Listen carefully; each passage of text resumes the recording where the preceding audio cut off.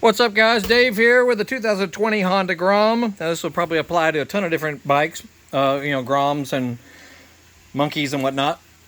Let's say you've installed maybe a new aftermarket brake light, and maybe you're hitting your front brake lever and you're getting a signal just fine, but you hit your rear brake lever and you get nothing. It might not be that bad. The adjustment for the switch is this assembly right here. It's got a little plastic lock nut right down there. You might have to adjust it, to where it's pulling out more so that the actuation of the brake pedal, watch that spring, see how it moves it? It doesn't have to move it much.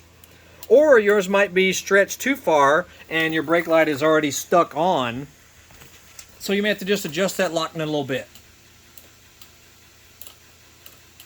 Or if it only works every now and then, maybe it just needs a slight adjustment on the reach of the switch.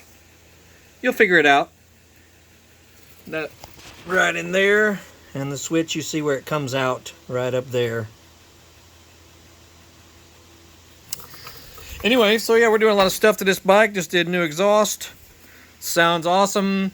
Getting ready to swap out all the red plastics as far as the shrouds up top and the front fender.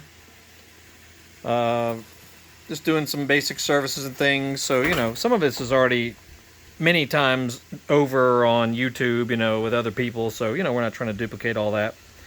But I didn't see much on the brake light thing. Anyway, it's doing fine.